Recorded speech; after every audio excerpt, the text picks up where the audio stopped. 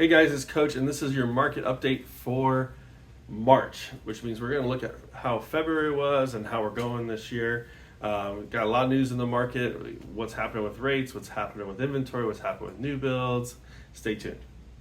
All right, guys, hey, it's Coach, and we're looking at February. February numbers are in, and they weren't too bad, but they weren't too great.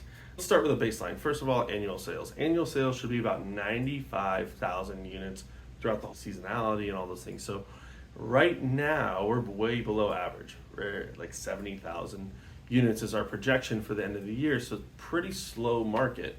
Compared to last year, which was a slow year, last year was at 80,000. And then 2 years ago, when the market was hotter, 110,000 units were sold that year. So worth almost 40% off 2 years ago. So prices are gonna fall and the market's gonna crash, right? No, not at all. So why? Well, because the market's in balance. What that means is there's not a lot of buyers and there's not a lot of sellers, so there's not going to be a lot of things being sold, but the market's in balance. And so what we're going to see is prices hold steady, maybe a slight decline as inventory comes on, but the theme of this year is balance and just not a lot of sales. Average sales price, interestingly enough, and I'm talking all this balance, but we saw sales prices go up 3%, almost 3% February compared to January. Well, what is going on? Well, if we look at what is actually selling, new homes. New homes are selling, and they're selling a lot.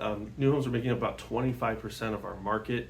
That is because they're giving incentives to buy down rate. Rate's what's holding up the market. That's what's keeping buyers at bay. It's what's keeping sellers in their home with the low interest rates that they currently have. And so when builders are giving those incentives, buyers are more inclined to get into a brand new home and fix their rate, get it fixed about 5% right now, which isn't terrible. And that's what 25% of the market is doing right now.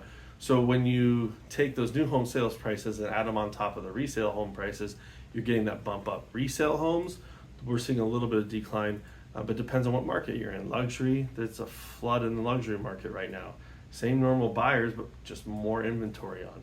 And so let's talk about sales price versus list price.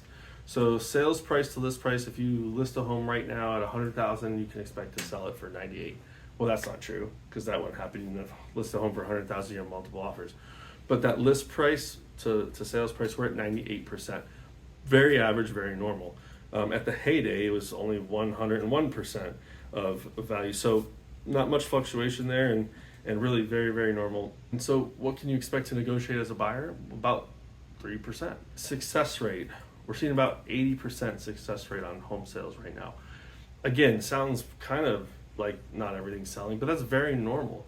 Not everything does sell. 2 years ago, in the height of the market, we were at 92%. So still 8% of homes weren't selling, when it honestly felt like every single thing out there was selling. Median price, again, we were at 430 last month.